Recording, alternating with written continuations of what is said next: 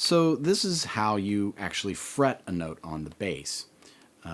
Taking a look here at the neck, I'm going to take my first finger here on the second fret, and I'm just going to very simply press down in between the pieces of metal that are the frets.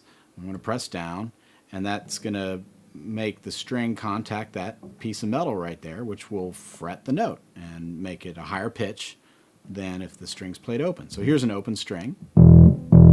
Then when I fret it, it changes the pitch because I've effectively shortened the length of the string by pressing down here and making the string contact the fret.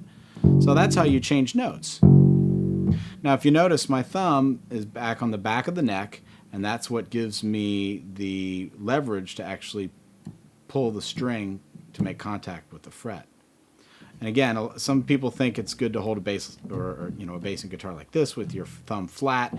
It makes it really hard to get the leverage to push this big heavy string down on the fret. So you want to keep your thumb tip on the back of the neck, and that way it's basically just pinching, and you can pinch the string to the fret. If you don't have enough strength to do it, it makes this sort of buzzy sound, then you're not really connecting the string with the fret there. You got to press firmly to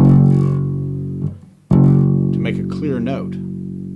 So now that you've seen that on the E string, go ahead and do the same on the A string. A good clear note, a good clear attack.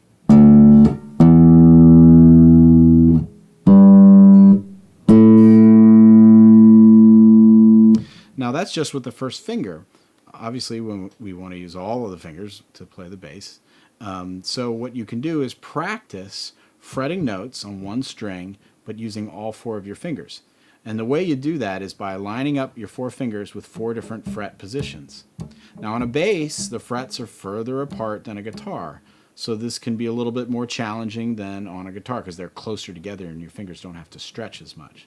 So here I've got my fingers stretched out, and I don't have terribly large hands, so for me it's a little bit of a stretch, especially on my pinky. But I keep my thumb in the middle, stretch those fingers out, and now I'm going to start fretting on each of these notes, just simply.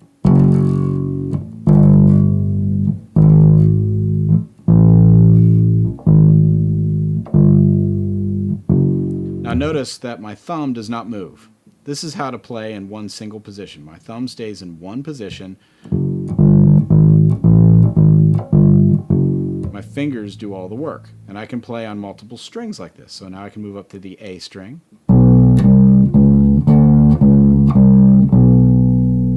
then to the D string,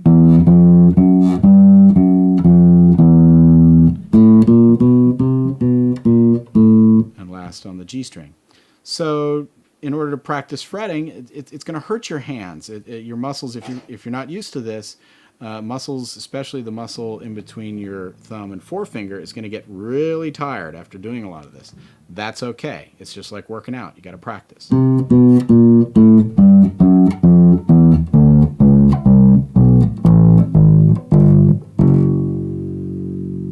That is how to fret notes.